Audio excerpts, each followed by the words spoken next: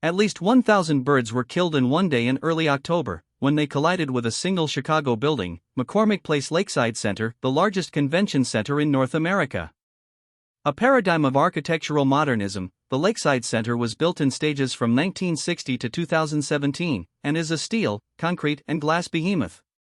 Although not particularly tall by contemporary standards, the building's almost unbroken glass facade presents a problem for birds, most notably at night when the brilliantly lit interiors cause them to become confused.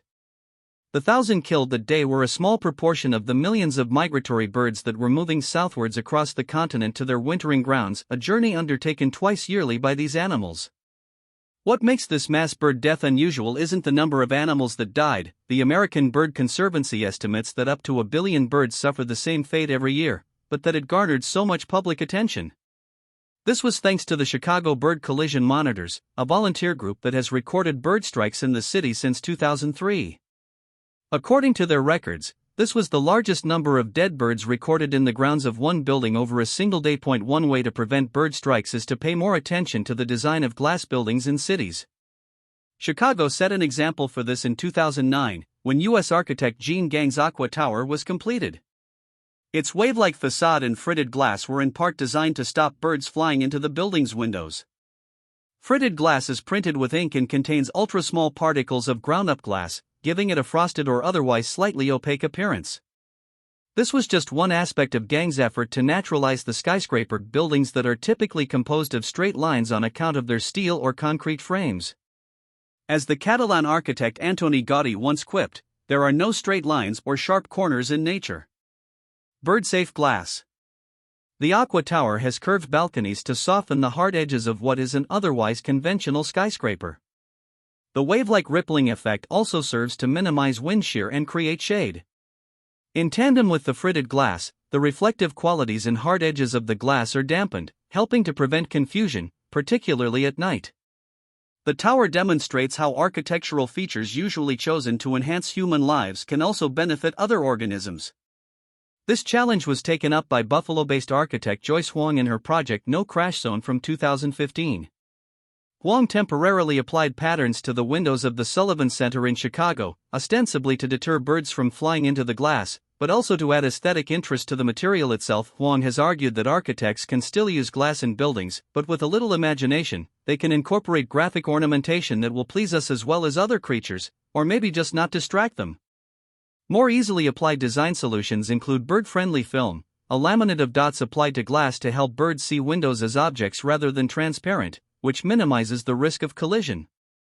This feature has been adopted by Columbia University in New York and several other buildings in the city, including a hotel, cemetery, mail facility, and ferry terminal. Lights out. The way humans make use of artificial light, it seems, is the more intractable problem when it comes to caring for birds. In 2019, it was discovered that the annual Tribute in Light installation, held in New York City every year to mark the anniversary of the 9/11 attacks, caused migratory birds to become disorientated and exhausted. The birds are drawn to the 4-mile-high beams of light, veering off their migratory routes and becoming trapped by the spectacle. In 2020, the decision was made to periodically switch off the lights and then restart them so that, even if the birds become disorientated, they can recover and continue on their way. A 2021 study carried out in Chicago demonstrated the wider application of this principle. By shutting off half the lights in larger buildings at night, bird collisions can be reduced by anything from 6 to 11-fold.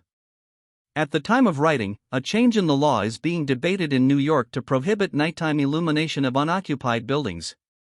Many courtrooms, libraries, and public schools in the city already turn off their lights during the bird migration season. Whether these changes can spur a wider transformation of attitudes towards artificial light in cities is uncertain. After all, nighttime illumination is bound up with the 24/7 culture of cities, which has seen the natural cycles of light and dark long since banished. Today, the illuminated city only goes dark in extreme circumstances, like the widespread power failures across New York City that followed Hurricane Sandy in October 2012. Yet people could choose other ways to use less artificial light. Darkness is a vital part of nature. It is the means by which animals and plants rest and take cover. For migratory birds, darkness is a safe place. It also allows them to perceive the world as they need to, with the light of the moon and stars, and their sensitivity to the Earth's magnetic field, guiding their long journeys. Care for migratory birds could also yield a greater appreciation of dark skies. Making nighttime cities more bird-friendly might help human residents reconnect with the beauty and awe that these vistas inspire.